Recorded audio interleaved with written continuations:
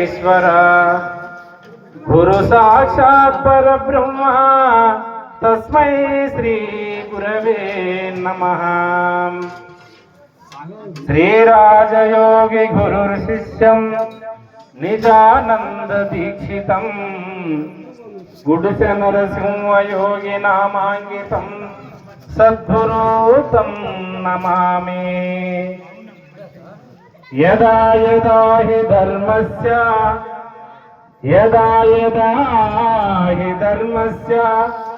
గ్లానిర్భవతి భారత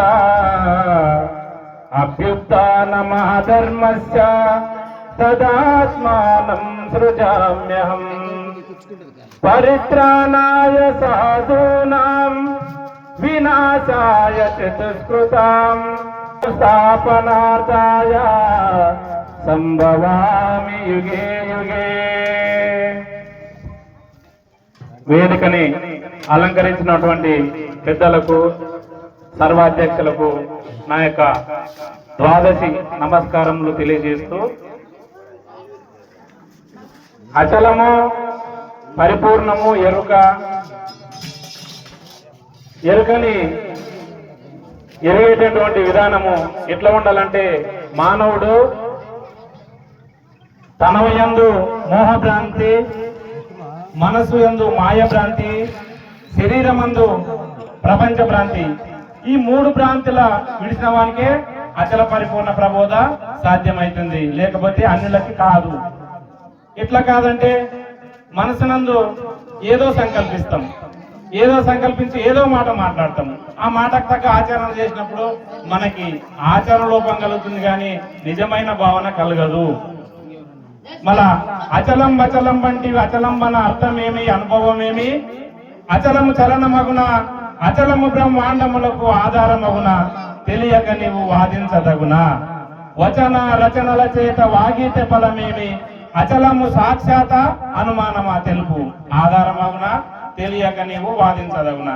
అచల పరిపూర్ణ పరబ్రహ్మము ఎప్పటికీ ఎల్లవేళ నువ్వు ఉన్నప్పుడు, నువ్వు లేనప్పుడు, నువ్వు పుట్టక ముందులు, సృష్టి పుట్టక ముందులు, సృజన కాక ముందులు ఎప్పుడు ఎల్లవేళలో ఉంది.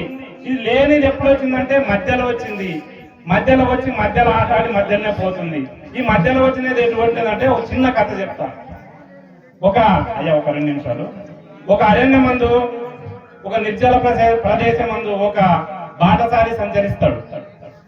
ఆ బాటసారి సంచరించినప్పుడు చాలా లోపలికి పోతాడు. ఆ వనంలోకి, అరణ్యంలోకి పోతే అక్కడ క్రూర మృగాలు ఎంటబడతాయి. ఆయన ఎమ్మడ ఆ క్రూర మృగాలు ఎమ్మడబడిన ఆయన ఉరుకొస్తుంటే, ఆ క్రూర మృగాలతో పాటు ఒక మదించిన ఏనుగు కూడా ఆయన ఎమ్మడ పడతాడు.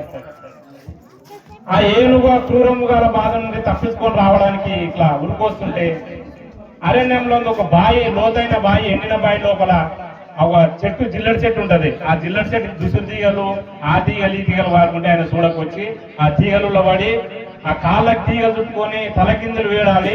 ఆయన తలకిందులు పైన కాళ్ళు తట్టుకొని పడతాడు. పడితే ఆ తీగలలో ఒక చిన్న తేనెపట్టు కాసింటది. ఆ తేనెపట్టు ఆయన ఈ కిందవన్నీ అడుగుతలేడు. ఆ తేనెపట్టుకి భ్రమసినాడు. ఎట్లా భ్రమసినాడంటే, ఆ తేనె సుక్కలు కారుతుంటే నాలుక దాటినాడంట.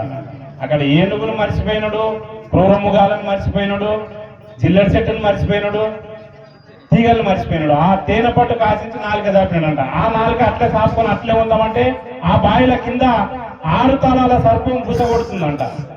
మన పైనకి ఎక్కిపోదామంటే మదించిన ఏనుగు, క్రూరముగాలు ఉండవంట.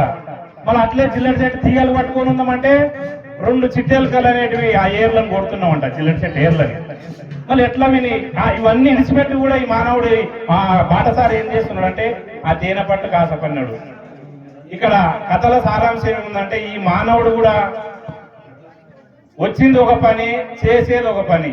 వచ్చింది ఎందు గురించి అంటే, తనను తాను తెలుసుకొని పెద్దల దగ్గర చేరి తన తరించిపోయే విధానం తెలియక ఈ మాయభ్రాంతి అనే ప్రపంచంలో మునిగి, అక్కడ జిల్లడి చెట్టు అనేది, ఎలకలు అనేటివి 2 రాత్రి పగుళ్ళు, మదించిన ఏనుగు అనేది ఒక కాలము, యముడు కాలరూపంగా ఉన్న యముడు, మన కింద ఉన్న 6 సర్పాలది పాము ఏమిటంటే కామ క్రోధ లోప మదమచ్చారములు అనేది అరిసెట్ వర్గంలో తన బుసలు కొడుతుంది. ఇవన్నీ మనిషి కూడా మనం సంసారం అనే తేనపట్టుకు ఆశపడి ఈ భ్రాంతులను మునిగిస్తున్నాం. కానీ నిజమైన పెద్దల్ని చేరక జీవితం కాలం అంతా వ్యర్థం చేసుకొని మంచంలో పడి అప్పుడు పన్నె రోజు హరి అంటే తెలియదు, రామ అంటే తెలియదు, శివ అంటే తెలియదు, నేను దరి చేతి తోడే లేకుంటాడు. అదేవిధంగా పెద్దల్ని చేరి పెద్దలతో సారాంశం తెలుసుకొని పరిపూర్ణం అంటే ఏమిటి, ఎరకంటే ఏమిటి తెలుసుకొని నిన్ను నువ్వు తెలుసుకుని పోతే ఏం లేదు నాయన అని పెద్దలు చెప్పారు.